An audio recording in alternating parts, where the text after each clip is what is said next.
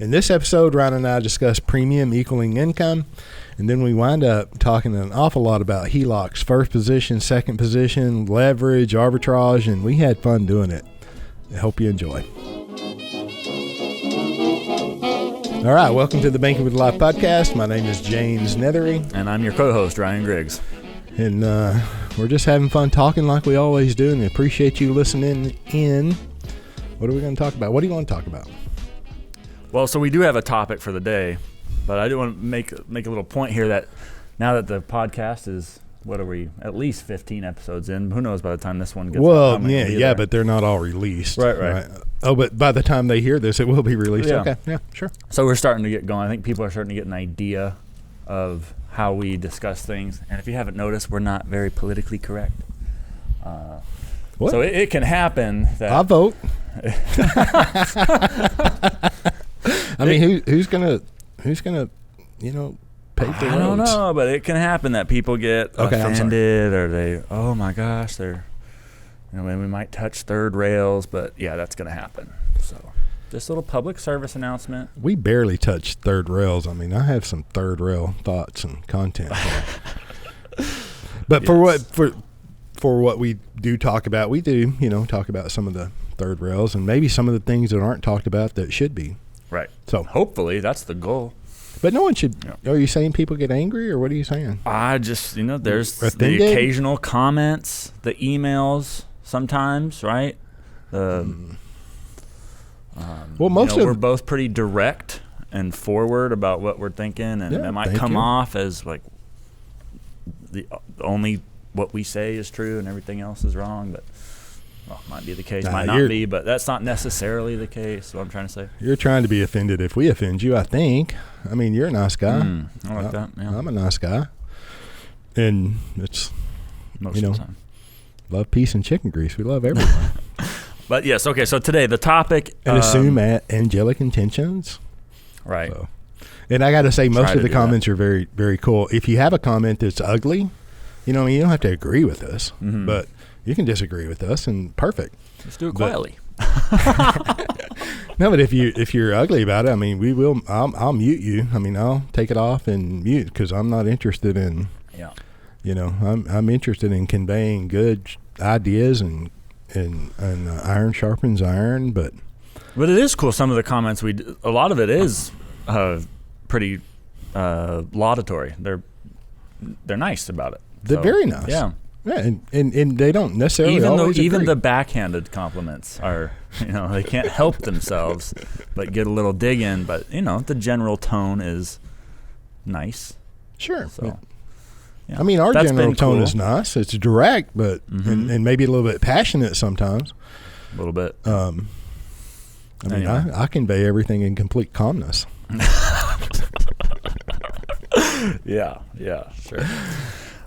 So today's subject, the idea that your premium that you're paying to an dividend-paying whole life policy structured for the infinite banking concept or to your system of policies, the idea that your total premium should equal your income, right? So we've got a little passage here. You can hold up the book, right? So 5th edition, black cover, hard copy, Nelson Nash. Becoming your own banker, right? All right, so I'm on page 48, and I'm sure everybody listening has a copy of this book, so you can flip to it.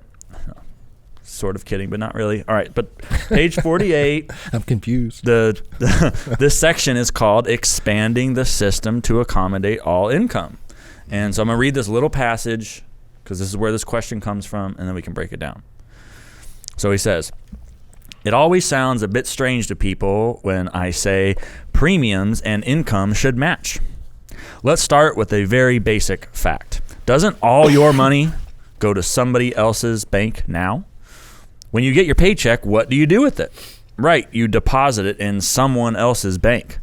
Then you write checks against it to buy the things that you want in life. While it is in the bank, the banker lends your money to someone else and makes a good living doing it." So that's the little introductory passage. There's more. Right? What page is it? That page 48. Page 48. Becoming your own banker. Yeah. I got it. Okay. But the idea is especially if someone's investigating the infinite banking concept. They've read the book. They're looking to get started. They're thinking about premium level. Well, Nelson says right here, my premium and income should match. Like, what? So is that possible? Is that what I should be aiming for? Can I do that today? Can I do it this year, this month? How long is it going to take to do it if I ever get there? Do people do that? So I'm sure you get the same question. How do you respond? How do you start off by responding? Yeah, that comes up an awful lot or frequently. Mm-hmm. And it tells me, or, just when you hear that and that's where you want to start, it just tells me that you need to continue learning, right? There's 92 pages in that book. There's more, reading. Okay. And there's a lot of concept in there that's simple, and you need to embrace the concept. And theoretically, right, the thought process continued. Can you get there? Yeah, you can, but that's, in my opinion, not where you start at all. So I personally, talking off the ledge, it's like, yeah, can you do that? Sure, that can be done, but that is not where you start. And there's so much that is important before you get to depositing your check into a life insurance policy. And, hell, why don't we just go get a HELOC and get out of debt with, I'm just digressing a little.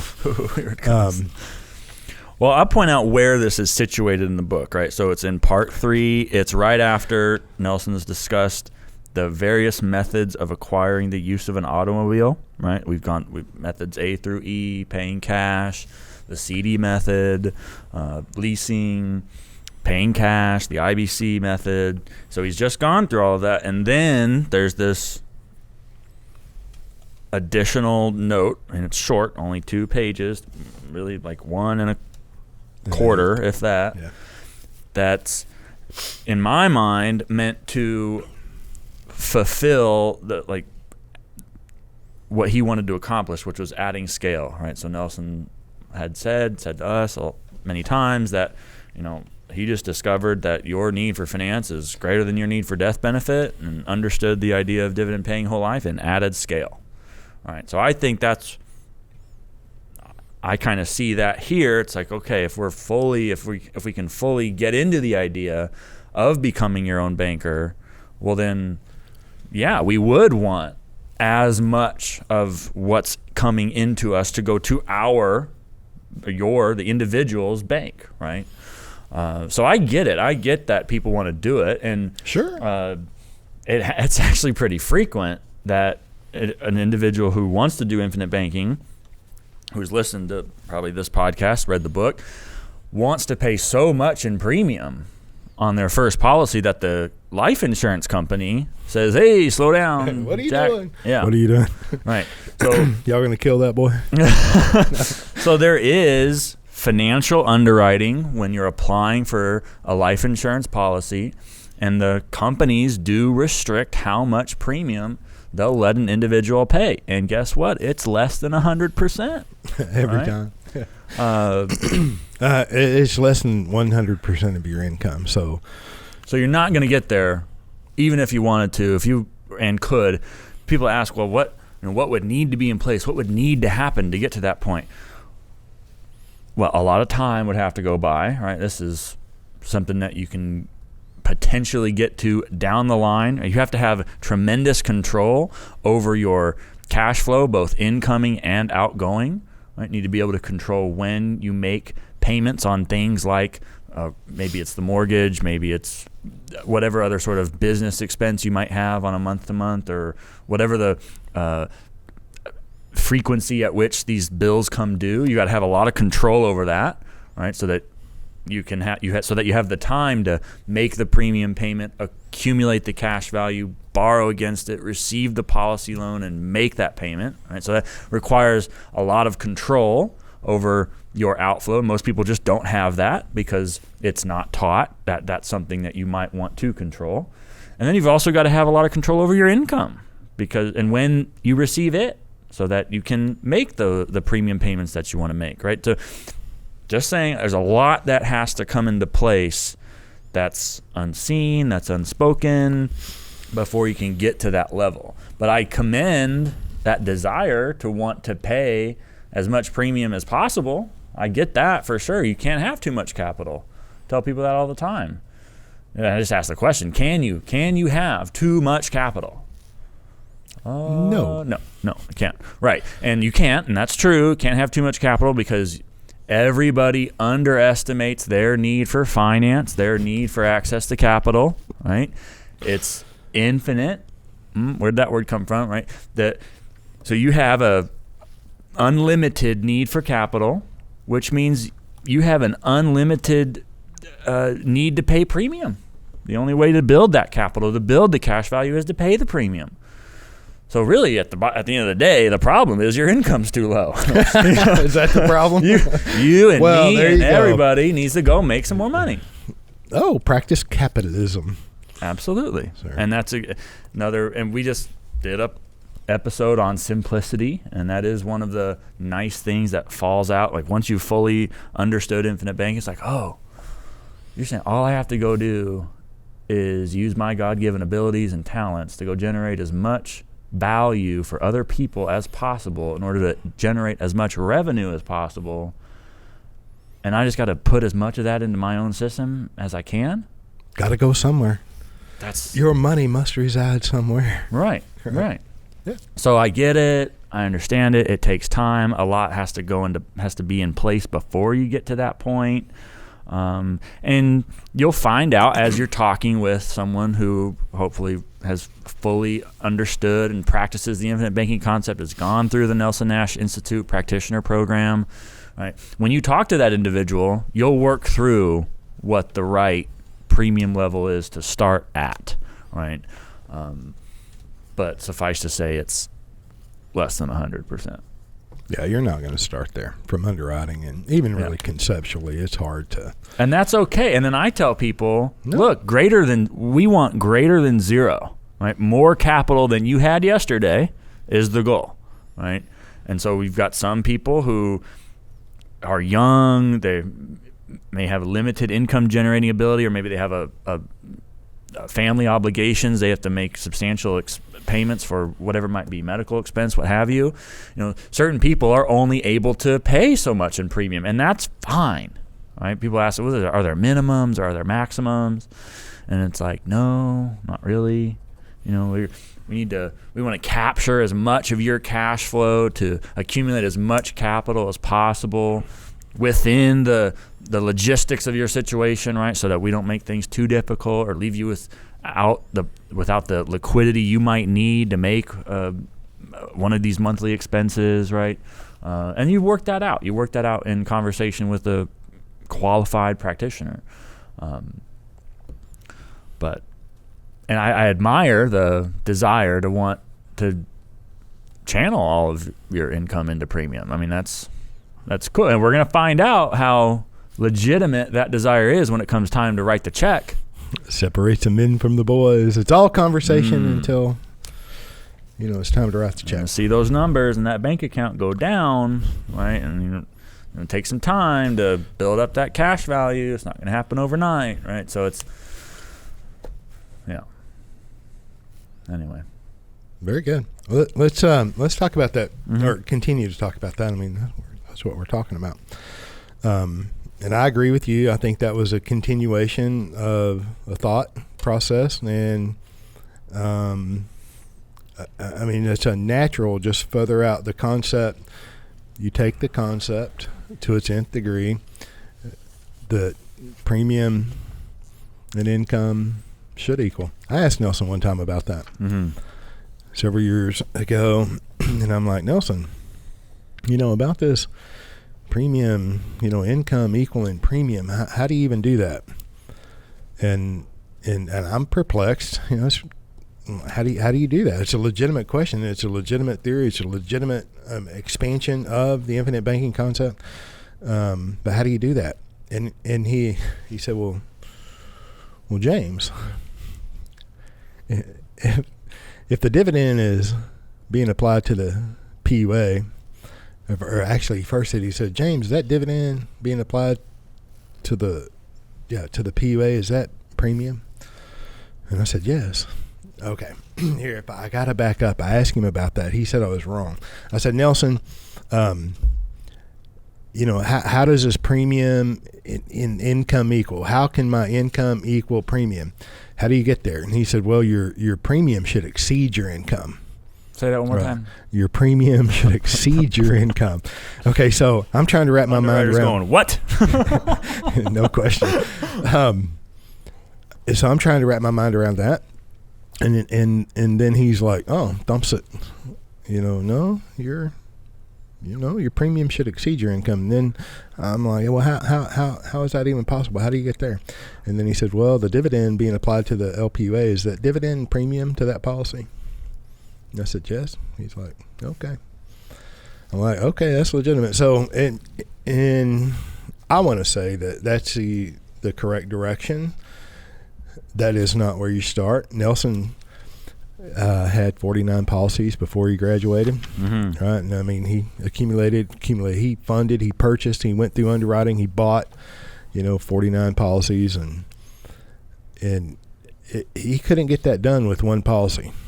Right. Number one. So one policy is not going to do it. He talks and says that it takes the average, all-American family about 14 years just to get rid of the snakes and the dragons. Okay, and then you go through the 5 legitimate ways of enjoying an automobile. All right, look at the volume of interest that's going away from you, and then here we get a natural expansion of that is all of your money. All of your income, right? So I'm with you, and I'm just saying that it took him 14 years to get rid of the snakes and the dragons. How can my premium exceed my income? And he just pointed out the mere fact that the dividend is premium when it's applied to the PUA. And we often, Nelson was a pilot, an aviator, and if we took off. Say we're going to fly from California to Florida. I mean, all we have to do is point the plane east once we take off. Now we've got to make some minor adjustments between California and Florida, or we're going to wind up in New York or Cuba, right? So you got to get going in the right direction, right? And then continually make those adjustments. And you'd be surprised how much of your premium or how much of your income would wind up paying premium. That's just not where you start. I mean, that's kind of my input. We're talking out loud about that. I like it because I had didn't go to church, but watched a sermon last weekend, and the pastor happened to make the statement that I liked, and he said, it is not intention, but direction that determines where you end up in life. And so I think that I love that. Gosh. And if someone fully adopts the infinite banking concept, it really sinks in for them, and you start paying substantial premium, you're initiating that direction. You've pointed to Florida. You've pointed to where you want to go. So my point is that over time, there's going to be a natural tendency that premium level is going to rise. Right? There will be another policy if you're fully practicing infinite banking. If you're expanding your system as income rises to justify another policy, you will naturally approach what Nelson's talking about here, where premium should be equal to income. So I think it's something that's we don't have to pursue it right now. And I understand the pressure to want to people who really get it are like, gosh, I should have done this 20 years ago. No, your parents should have done it when they were alive. Whole life was around back then, right? And so really everybody should have everybody's family should have started a century ago. But they didn't, and it's fine. And so I get the pressure, I get the desire to want to accumulate that cash value as quick as possible. We got to remember Nelson's admonition: don't be afraid to capitalize. Don't be understand that it's not all going to happen overnight, and that's okay, right? We're moving in the right direction, and it's the direction, not your intention, that's going to determine where you end up. If you continue to practice the infinite banking concept and continue to surround yourself with clarification and affirmation, confirmation of what the infinite banking concept is by rereading Becoming Your Own Banker, listening to podcasts, right? You will naturally see that take premium level action. rise. And don't forget action. Don't be afraid to capitalize. Go through underwriting. Get a policy in force and pay a premium. Absolutely, and get use to it. Look, the brick and mortar bank has a drive-through window. So you talk about ultimate liquidity. That's pretty liquid. They have a lot of digits on their computer screens and some paper currency in their vaults. But my point is, they're highly liquid. They have tellers. They have a drive-through window. The life insurance companies, they're life insurance companies. They have service associates and what have you, but they don't have a drive-through window. They don't have tellers. They're not functioning as a commercial bank. Now, we can look at the activity of a bank, the movement of money, deposits, withdrawals, loans, loan repayments. And we look at the activity of a life insurance company, all right? Premiums, investments, returns, withdrawals, loans, loan repayments. And then we look at what's going on in the financial world, the brokerage house or whatever. There's money going in, cash flows out, there's investments. And, you can dang near change the name above the door on a life insurance company and a bank, and all the gophers inside are doing what they're supposed to be doing. Mm-hmm. All right, but the life insurance company doesn't have a drive-through window. You do have access to a portion of your cash values. And in the first years 1, there's no cash value in whole life insurance, or very little, in the first 2 years of all whole life insurance. So if I want to pay my whole income in year 1 right into a premium, there's going to be a loss of liquidity. It's for a time period, right, but there's still a loss of liquidity in year 1. So you have to compensate for that loss of liquidity. I don't care what you're doing. But not total loss, right? It's there's not. Zero there's not cash value. There's substantial cash value, no question. But. No question. These policies are structured once, you get past the need for death benefit. These policies are structured for cash. So I'm assuming that the listener is pretty savvy and they know, they've listened before and they've read, and they're pretty smart people listening. So anyway, my point is this: that can that be done? Yes, it can be done. But man, can we get the first policy in place first? Right. Can we master that asset? Can we take over some outside credit, or whatever we're going to do anyway? Huge point. Absolutely. There's people are thinking. I was talking to somebody recently, and we're talking through premium payment levels, and he's young, will be married soon, and so they're thinking about getting a house, right? Well, hadn't even considered the devastating effect of that mortgage that they will have on their financial situation, right? And so we're sitting here talking about accumulating income or accumulating capital and using IBC potentially to supplement passive income in later years, all of which perfectly legitimate. But I'm like, hold up, young man, because this individual happens to be in the northeast of the U.S., where housing prices are extreme. Right, so it's going to be you mean more extreme than the South, or it's going to be a huge, like a substantial amount financed through a mortgage. It's like, okay, that we need to put that front and center. We need to clear that note as quick as possible to limit the amount lost in the form of interest and finance charges. Just look at an amortization table on a mortgage. So my point is that there are things that are not immediately on the radar that we need to be worrying about long before we're talking about getting premium to equal income. You mentioned the mortgage, but we can before that vacation. Do you need to vacation shouldn't necessarily come before mortgage.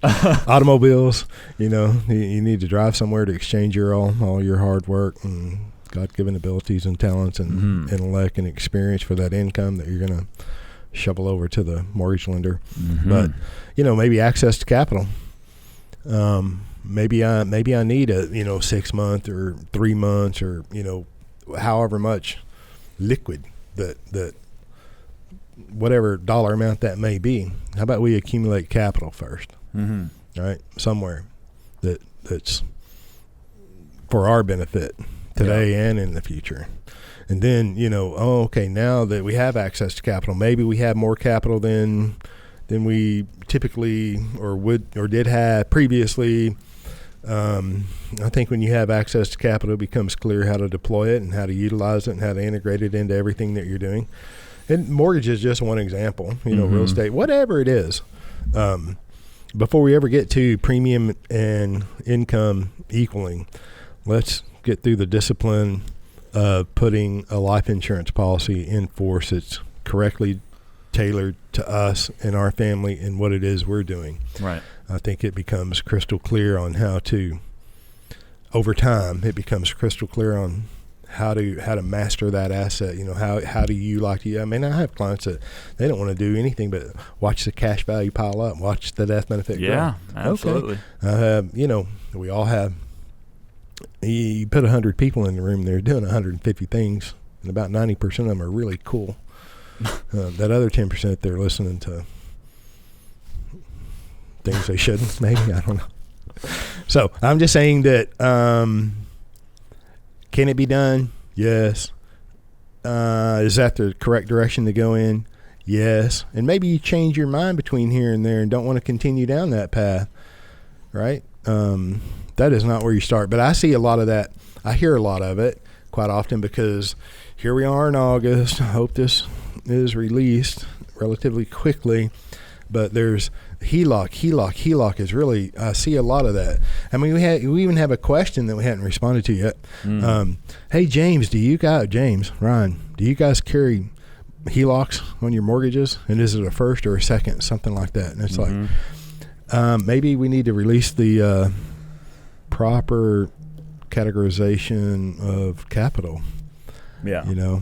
So to back up a little bit for what we're talking about here, there's the idea out there that a mortgage is an inefficient way to finance the acquisition of real estate. No question, no disagreement there. And so others have pointed out, well, look, mortgages haven't always been the way that people acquired houses. And say 100 years or more ago, in the early 20th century, what you could do was get what's called a first lien position HELOC. So it's just a different particular sort of credit instrument to finance the purchase of this particular piece of real estate. It so happens that if you do that, then compared to a mortgage, there will be less dollars by volume lost in the form of interest and finance charges to the lender. So, I come from an economics background, so the question's always compared to what? So yeah, is a first lien position HELOC better than a mortgage? Sure. Okay. Now let's take it one step higher. Go to 30,000 foot level. Back up. All we're talking about here is that when we get back to the subject of capital accumulation, because that's really what we're talking about. If a HELOC is preferable to a mortgage because you're losing less money, the inverse implication is that therefore you're keeping more of your capital, right? So it's a question about capital, and we're saying, okay, so HELOC's relatively better than a mortgage. Okay, sure. Well, now let's compare a HELOC to what else is out there. Right. If we truly want to optimize the capital accumulation function, right?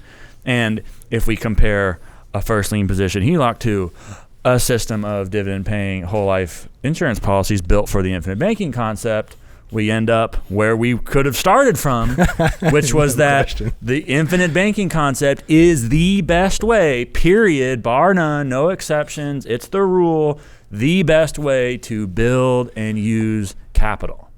Okay, and so the internet marketers, oh my gosh, let's pummel people with the Facebook ads and the YouTube and the Google ads about you only need to pay $10,000 or $12,000 or whatever it is. I don't know what the dollar amount is to take a course to learn which bank to call, and of course it's super complicated. So you're going to need help that you have to pay for to do it right. You're going to find the right bank, and then you got to find a banker at the bank who understands what you're talking about. Good luck. You can do it though. I'm sure people have done it. I know people have done it, but so it's possible. So you'll pay for that. You're going to spend the however many hours it takes to learn that. Okay, there's a cost to that. Time has value. It's the most valuable asset. The value is probably higher than you think it is, but so there's that part, right? And like you've said before, real estate people in particular, for some reason, seem to undervalue the. They always undervalue their their time in the deal, no question. So there's that. There's the actual out-of-pocket expense to learn the thing. Then there's the actual time to implement it. And then you go through all of that, and you sit down and read Becoming Your Own Banker, and it's like, dang. Could have gone to Amazon, paid $30, spent 4 hours to read a 92-page book and changed my mind about how money works. And no, you can go to bankoflife.com and we'll cover the shipping. I'm shameless plug. Okay. Listen, I just want to know if my income and premium should equal. I'm getting a thorough economics lesson, which I greatly appreciate. And two, I want to say that, and I completely agree with you, well articulated, young man. If I had a 30-year mortgage, and if I had a mortgage, it would be a 30-year mortgage. And, just think about that, and I get personally, where I'm at, age 56 and blah, blah, blah, blah, blah. I'm paying depreciating dollars over that 30-year. Tell me what that mortgage dollar amount's going to be worth in 30 years. If it's worth $1,000 today, and what is that payment going to be worth in 30 years? It's not going to be pretty. Mm-hmm. All right, then of course real estate, it always goes up, right? It only goes Strasse. One way. Yeah.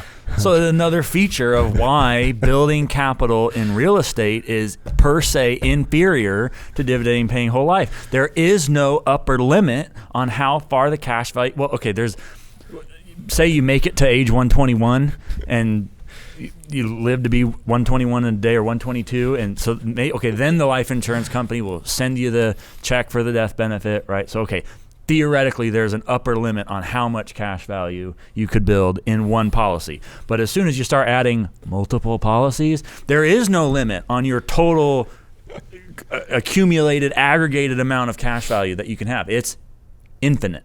Okay, but the value of real estate, they have children, is limited. No question. And you're going to run into that limit long before you run into a limit within a particular policy with IBC. Right. Well, listen, jump over that. And you don't even control the value of the house, right? That goes up and down, doesn't it? Isn't that cyclical? I mean, real estate. There's so many. You talk about the Northeast and the real estate values in the Northeast. Man, I look around driving from home to work, and it's like, oh my gosh, these people are crazy asking these prices for real estate. Yeah. So it's not just in the North. Maybe it's worse there. Right. But so the value of your capital will go up and down. Exactly, and you can't control it. So you've lost compounding interest, or compounding growth. You but I don't have the control. Yeah, and everybody was born to be a real estate property manager, right? Right. I manage one Airbnb, and it's like. That's enough. Okay. Not everybody. How's the cash flow? I'll just buy this house and rent it out, and the money will just come in. And I won't have to work. Right. That's the big pitch online. I can't stand this nowadays. Is go online. Learn how to make $2,457.68 by sitting on your couch from over the weekend. That's really where it goes, right? Something for nothing. That's what. Isn't it that is. Where direct marketing generally has its basis from? Mm-hmm. Something for nothing. Just can you send me some mailbox money? Yeah. And that's how all of this HELOC mortgage stuff is pitched, right? Oh, yeah, you don't have to do anything. Just switch the paper, master the paper. Yeah. Property will take care of itself. Don't deposit there, deposit here, and then you're gonna velocity. You're gonna pay less interest. Yeah. And look, I'm can it work? Yeah, and it compared to what? Yeah, is it better than a mortgage? Sure. But if we want to talk about optimal capital accumulation, then we need to broaden the discussion beyond just real estate. At the end of the day, and mortgages, only with a policy loan is it the case that the lender is also the guarantor of the value of the collateral. Well, why is that important? That it's the only perfectly collateralized transaction out there. Okay, so look, if you have a HELOC, you still have to ask permission, right? You got to fill out the application. There's going to be a LTV, loan to value ratio that you can't go beyond, right? You can only get so much of what you've got. So what happens if the market corrects, the real estate market corrects, and the LTV is automatically shrunk? I I'm just saying. Or if the particular lending institution gets bought out and maybe the new one calls the old loans due, right? Yeah. So there's all these various... A liquidity trap? Put it this way. Because in all other areas of lending outside of IBC and the policy loan transaction, because the value of the collateral in all other credit transactions is fundamentally uncertain, there will always be a risk of loss. And those who have the gold make the rules. So the lender with the gold, the lender who's going to give you the credit to finance whatever it is you're going to do, is going to write the rules, and they're probably not going to be written in your favor. So you're going to comply. So when you ask the question, okay, well, why does that matter? Why does it matter that in IBC we have a perfectly collateralized transaction? It matters because the individual then by contract can regain, retain, maximize all control around the entire capital formation and use process, right? So there's no lengthy applications to get to the money. It's, here's my routing and account number, send it. Well, there's no, what are you going to use it for? There's no hostile bill collections departments. There's no mandatory repayment schedules, right? There's nobody hunting you down. There's no reporting to the credit agencies. What's your number? There's none of that. What right? is your number? You have total control over when you borrow, how much you borrow, when to repay, if you repay, right? Don't steal the P. It's not saying you should intentionally run a policy loan balance, but look, if you're the banker, you're in control, you're late in life, maybe you want to use a policy loan to supplement passive income. I don't know. You've got the authority to do that, right? And no one's coming down your back going, saying, well, why? You have to apply, you got to ask permission. Better than a HELOC? Maybe I should do a policy loan, put as much in, take as much out, and pay it down, put as much in, take it out. I feel like I'm a spectator. Yeah. So look, you could go through that process, right? I could pay the money, take the courses, learn how to get into the first lien position HELOC and get out of the mortgage. Or you can just leave the mortgage in place, build as much capital as possible in dividend-paying whole life, and then transfer via policy loans that debt from the mortgage company over to the life insurance company. Pay it off when I'm ready. And you pay it off when you're ready. Maintain control. When your income allows. Then if my wife doesn't make mortgage payments or loan repayments, I'll repossess it from her. It just, But that's good we brought. No, I mean, it's unscripted, so we have a starting point. Mm-hmm. I love it. Because that is taught out there. If you manage to do the HELOC transition, well, you can just funnel all your income through it. Yeah. Right. Put as much in there as possible. So same principle, income equal what now? It's, I guess, HELOC repayments. I don't know. And two, talking about the HELOCs being like almost you can't go anywhere in the financial world and infinite banking world without HELOCs coming up, right? Getting out of debt and leverage, and like there's some magic in loans, and which also kind of speaks to income and premium equaling, right? You're just trying to get as much out as you possibly can. Suppose you went through this process and you have a HELOC, yeah, and you've gone through becoming your own banker and you got a whole life policy. Yeah, you have, pick a number, $5,000 on your hands. Yeah. You going to pay the premium or are you going to pay the HELOC bill? Yeah, right. Yeah, right. So, don't want to keep the answer from you, but it should be a premium payment. It depends on what's going on in the real estate world, Right? I'm just saying, if I can have the cash value that would come from a $5,000 PUA payment versus the increased equity I would have with a $5,000 HELOC repayment, I'm paying the premium all day. Well, look, you can leverage that equity again if you wanted to. I could take a policy loan and then go pay the HELOC if I really wanted to. If I thought it was so good. I'm just saying, if you pay $5,000 down on the HELOC, and I'm just all that equity winds up in the real estate. Mm-hmm. I mean, we carry that out, the HELOC, right? You're out of debt. The loan's paid off. Your mortgage is paid in full. Mm-hmm. There is no first, second, third. Yeah, and let me say this too, because the HELOC people are into this stuff, right? They're like, it's good. So let me be really clear. The value of the home is uncertain. The lender cannot guarantee the future value of real estate. Obviously, I mean, imagine if a mortgage lender could tell you what the value of your house is going to be in 30 years. They can't, because no one controls the real estate market, because the value of the collateral is uncertain. I think it's fundamental. It's absolutely fundamental. And another fundamental point is that once that property or whatever it is, that item, we're talking about HELOC, so once that real estate, once your home is paid off, all of the equity, your money, is in the equity of that real estate. Well, how are you going to access that equity if your house is paid off? How are you going to do that? Go collateralize it? Oh, my gosh. All right. So you jump through more hoops. Oh, what is your number? What's your income to debt ratio? I mean, you just think that through. It's like, can you use HELOCs to get, I can get out of debt with farm equipment. Okay. I can get out of debt. I can practice banking with anything. Mm-hmm. All right. Is HELOC something that you can practice banking with? Sure. Is the mortgage lender that put that HELOC in place for you going to send you the dividend that is generated as a result of their financial performance? Well, okay. So let's talk about that. That just means that their banking institution pays dividends, and if they do pay dividends, they're sure not paying them to you because you're not the owner, no question. But maybe you can buy stock in that lending institution. Maybe the stock goes up in value. Mm-hmm. Maybe the stock goes off a dividend. So maybe not. And the life insurance companies that we prefer work with pay dividend every year and have over 115, 18, 20 years, 30 years of never failing to pay a dividend. Yep. Now you think about that. And I know that this is, 100 plus years.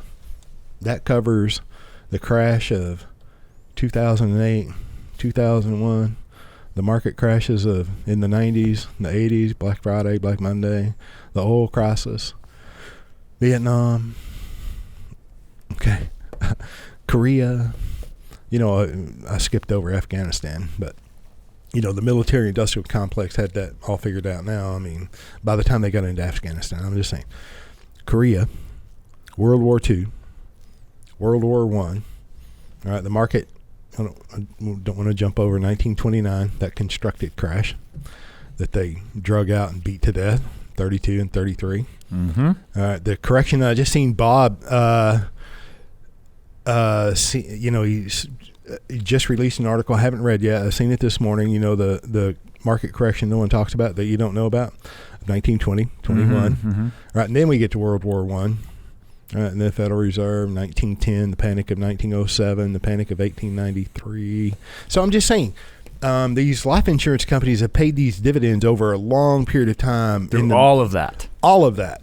And some of the life insurance companies paid their dividends in gold before 1935. Wow. Just to make a point. Now that's kind of philosophy that I respect.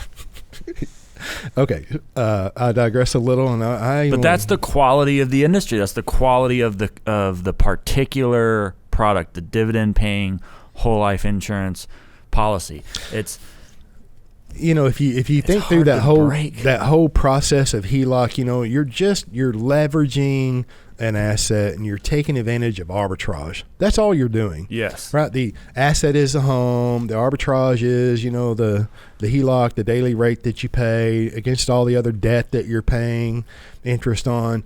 It's leverage and arbitrage. It's curious how the rate of return. So you get the fixed interest rates on the mortgage, but the variable interest rates on the HELOC, and suddenly whether they're fixed or variable doesn't matter so much. But now if we talk about banking, I'm going to get hung up on that, right? Right. But not on the HELOC. Yeah. At the end of the day, the HELOC is an inferior method to capital for solving the need for capital accumulation and use compared to infinite banking. No question. It's not even typically used for capital accumulation. It's used to get out of debt. All right. So I completely agree with you. And you just think through the whole process, and it's like, my gosh, how about I have capital stacked up into a place in the entity that I own and control that's for my benefit and my family's benefit. And if I want to do whatever it is I want to do, I'll do it.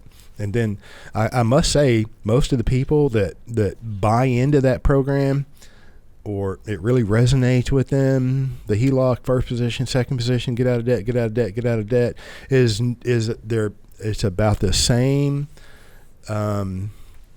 thinking as the message of here, get life insurance, and then we're going to run through a bunch of debt through it as a debt elimination program, which is legitimate. You can do that. So is a HELOC. It's legitimate. You can do that. You know, most of that debt did not get accumulated because somebody had uber discipline. This is my point. And then if we're talking about capitalizing, paying premium into a life insurance policy, and there's a loss of liquidity for a time period in the early years, and it goes away, and it's worth it, and, you know, you look, that requires discipline to pay the premium. We said a minute ago, you know, it's all conversation until somebody writes a check. You know, then it's like, oh, this is real money. This is my money. Okay. And that's why it's so important to understand, I think, what we're doing here. You know, this is not about playing games with the different credit instruments out there. And look, I will say this too.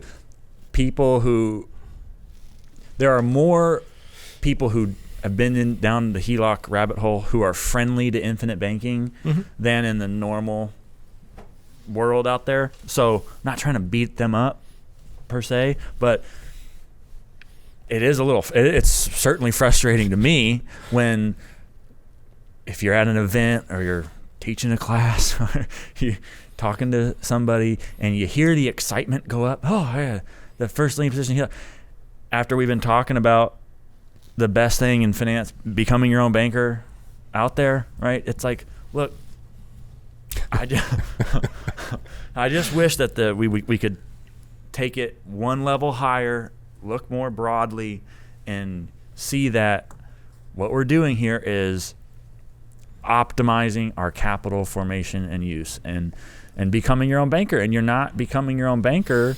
Certainly one piece of evidence that you have not become your own banker if you've done the HELOC thing is that you're not getting the dividend from ABC HELOC lending company, right? That you're not the part owner of that company, right? That's not a co-op. It's not a mutual entity in the way that the mutual life insurance company is. Okay, well, what are we giving up? You know. Anyway. I like it. You got anything else? Yeah, to wrap it up here, you want to do a HELOC? Go, and it makes sense. Go do a HELOC. Is that the, is that the best way to accumulate capital or practice capital formation? No. We're not even talking about capital formation, man. We're still talking about getting out of debt typically. Get out of debt, get out of debt, get out of debt. So now you can start building capital. Now it's very, it's catchy, it's sexy, it's like interesting, a little flashy. Can it be done? Yeah, it can be done. The dividend paying whole life insurance, boring. You know, there's a joke, most people have probably heard it, that at the end of the world, at the apocalypse, there are going to be three things left remaining: cockroaches, Twinkies, and mutual life insurance companies. I mean, Twinkies and cockroaches are more exciting and sexy than mutual life insurance companies, right? Yeah. I'm just making a point that, man, that's a lot of noise and it's flashy. There's a lot of noise out there, a lot of flashy things. Let me pay a premium into an entity that I own and control. So I'm formulating capital, and I have access to it by contract. Oh, wait, this whole civilization is based on contract. Yeah. And it's going to benefit me and my family. Man, if I'm going to take over a mortgage or take over the world, I can do it. Okay? I love it. All right. Thanks for listening. I had fun. Absolutely. We'll see you next time.